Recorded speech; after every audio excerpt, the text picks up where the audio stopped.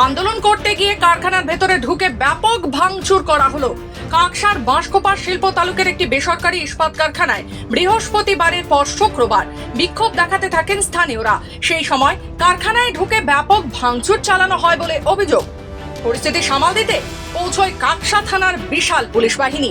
পুলিশের সাথে ধস্তাধস্তি হয় বিক্ষোভকারীদের।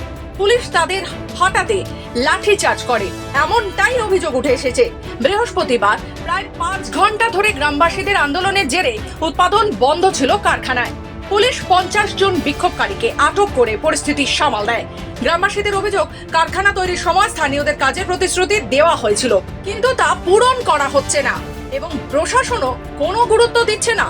ছেলেদের কাজ চায়, আমাদের জমির উপরে কারখানা বসে, আমাদের ছেলেদের কাজ দিলে আমরা যে কারখানা কর্তৃপক্ষ বলছে যে ওদের এখন লোক নেবার মতো জায়গা নেই। ওরা তো বাইরের লোক ঢুকিয়ে নিচ্ছে। আচ্ছা, ওরা বাইরের লোক ঢুকিয়ে নিচ্ছে কেন? আমাদের ছেলেদের আমাদের জমির উপর কারখানা বসেছে। আমাদের স্যার আমাদের ছেলে আমাদের পেটের দায়িত্ব, আমাদের ছেলেদের আবার কাজটা দেয়, কেটে খাক, মাঠ ভাত হলেও কেটে খাক। যারা পাশে পাশে থাকে তারা চাকরির ডিমান্ডের জন্য অনেকদিন ধরে ফ্যাক্টরিকে পার্সু করছে, ডিমান্ড ফ্যাক্টরি কর্তৃপক্ষ হচ্ছে রেখেছে।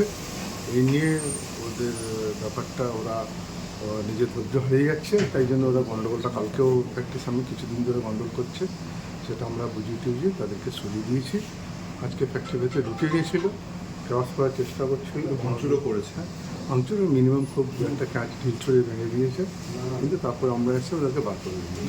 এইটা দেখুন, কালকে একটা যা বাইরে যে জাম করেছিল অ্যাডমিনিস্ট্রেশন সেরকম হিসাবে অ্যাকশান নিয়েছে, আমাদের মুভমেন্ট হয়েছে। কালকেও 6-7 ঘন্টা ডিস্টার্ব ছিল প্ল্যান। আবার আজকে হট করে গোটা 50-60 জন যে আছে জবরদস্তি করে গেটের মধ্যে এন্ট্রি করেছে।